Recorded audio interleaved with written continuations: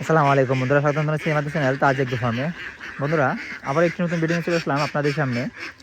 দেখতে পারতেছেন যে এইদিকে হাঁসগুলো খুব হুলস্থুল করতেছে, আর এইদিকে অনেক দিন ধরে খুব টানা বৃষ্টি হচ্ছিল, যার জন্য আমাদের পুকুরটা একদম পানিতে পরিপূর্ণ হয়ে গেছে।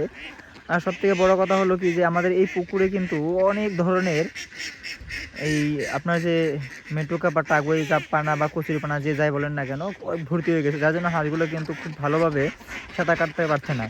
আর সেজন্য কিন্তু আমরা অনেক সম্মুখীন হয়ে গেছি এই সমস্যার, যে হাঁসগুলো সাঁতার কাটার না না কাটার জন্য হাঁসগুলো কিন্তু খুব মানে বাইরে দিয়ে ঘোরাঘুরি করতেছে। আর আমাদের খামারের হাঁসগুলোকে কিন্তু আমরা মুক্তভাবে ছেড়ে দিয়েছি। দেখতে পাচ্ছেন এই পাশে ক্ষেত আছে, ক্ষেতের ঘাসগুলো হাঁসগুলো খায়। আর যেহেতু পুকুরে কচুরিপানা এবং পানিতে ভরে যাওয়ার জন্য কিন্তু যে পরিমাণে পানিটা খালি থাকার দরকার ছিল সেই পরিমাণে খালি নাই, যার জন্য হাঁসগুলো সাঁতার কাটতে পারে না। তার জন্য আমরা কিছু একটু প্রবলেমের সম্মুখীন হয়েছি।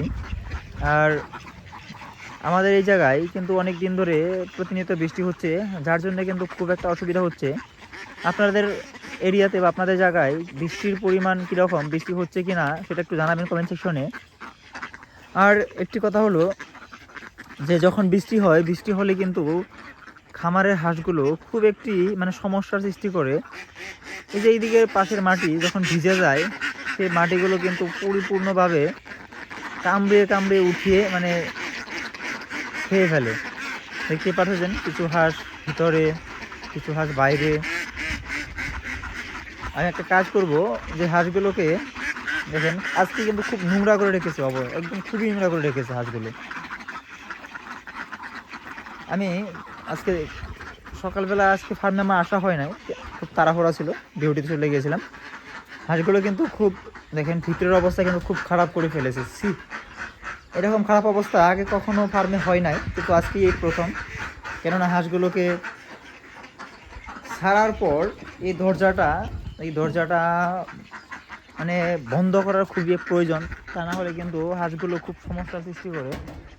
যে এই দরজাটা না মারার জন্যই এই অবস্থা হয়ে গেছে, ঘরের ভিতরে বাইরে সমস্ত জায়গা।